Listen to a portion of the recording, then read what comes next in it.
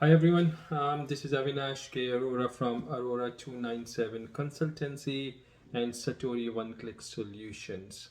In today's episode, we'll talk about medical device industry as a whole and how Aurora 297 Consultancy is going to support your medical device firm, whether you are importing, exporting, manufacturing, seeking licenses, registering establishment, or acquiring some US agent services, label compliance. I'm going to cover a little bit more about the industry as a whole, this complexity, and it's a constantly involving or evolving field, and how Aurora 297 Consultancy provide consulting services which are catering to your needs, and we will help you in assisting all these regulation compliance which are applicable to medical devices, whether you are registering in Canada, States, or any other country per se in Europe, Australia, or India. Now, there are two or three different phases of a medical device as a whole. So, medical device are consist of devices, which obviously needs to be classified first as class 1, 2, 3, and 4, and whether on the classification basis, whether they need a submission or a registration or go through a registration process to get approved. And then once you have an approved device, how do you import, export, and distribute in the said country or outside the country? Now, services which Aurora 297 Consultancy would provide include the support with all the processes, such as registering of establishment, appointment of a US agent or a legal representative in Canada, paying the fee to the FDA or to Health Canada, maybe registering your business as a small business to save some of those fees, which could be available to you if your small business setup approved by the regulators. And then also going from a pre-market to a submission phase, and from a submission phase to a post-market surveillance.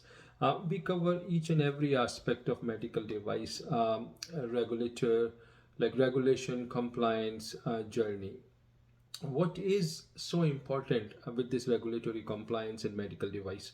So medical device are designed, as you know, to improve health and well-being of patients.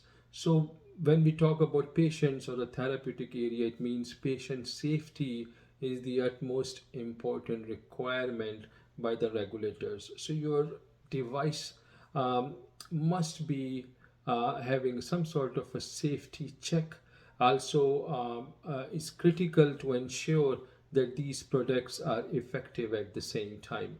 Regulations in North America, such as those set by US Food and Drug Administration and Health Canada, their aim is only to prevent any harm to the patients by requiring companies or firms like yourself to go for a pre-market clearance and approval of medical devices before they are available for sale, as well as monitor them after they are approved under the post-market performance. Now, how do you gain access or the entry to the market? Obviously, each country has its own regulations piece, their own local requirements. So, what is necessary for medical devices to be sold when it comes to US or Canada? So, in order to bring your medical device to the market, companies must demonstrate that their products meet the regulatory standards, including in relation to safety, efficacy, and quality. Now, how do you do that? So you have to obviously have to see both sides of the gambit. One is your product, and the other is your establishment. So if you are an establishment where you would like to just import and distribute, then you would require an establishment license. Establishment license is a process where we would apply on your behalf, becoming your regulatory partner, submit these forms and requirements to Health Canada or FDA, or and once this submission is complete, We will also work on site to create standard operating procedures depending on the scope of business you will be performing with these devices in the market. This is comes under the umbrella called establishment licensing with FDA or Health Canada. The other aspect of medical devices is product approval, or we call it as device approval. Now, device approval, before we go into device approval journey, there are four classes per se in both sides of the border in US and Canada. So we have class 1, which is on the lowest of the cadre. They are still medical devices such as your toothbrushes or your day-to-day devices which helps you or assist you in regular needs, but they are still devices, so they need to be safe, effective, and be able to perform the task which is being designed. Class 1 devices need not require a pre-approval. They are mostly comes under the radar of your establishment licensing. So we can register your establishment and list all these class 1 devices to make sure they are okay for import and export. The other three categories are class 2, class 3, and class 4. I always suggest my clients, before you embark into a journey of class 2, 3, and 4, as I always mention, medical device is such a complex and it's a very evolving a kind of a journey, because medical devices work all across the world in kind of a similar fashion. So let's say you have a country where your device is class 2 and then you would like to bring it to Canada and States. We would suggest you to reach out to us, get this some sort of a comparable devices. We call it as sort of create a comparison where we have some sort of a predicate devices already approved similar to yours, and make sure the classification fits into the classes which has been designed or defined by regulators in Canada and States. Class 2, 3, and 4, once classification is complete, we create the package, prepare all the necessary documents, and submit to the regulators. Um, the medical devices approval is actually a very fast paced environment. It may take from as long as low as like 7 to 14 days to approve a class 2 device in Canada, to 90 days to a class 4 device in Canada.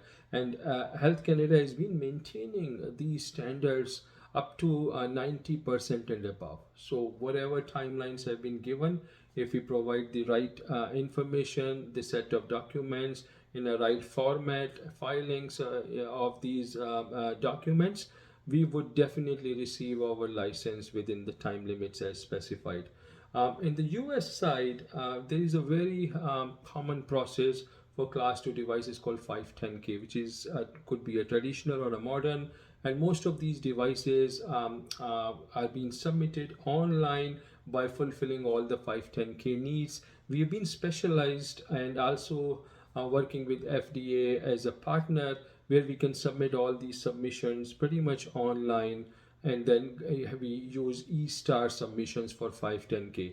The process of receiving information, doing a gap assessment, and submission can take up to 2 to 4 weeks doing a 510K. It's a very comprehensive process, but we have achieved great success for the clients. We have been able to produce 510K submissions.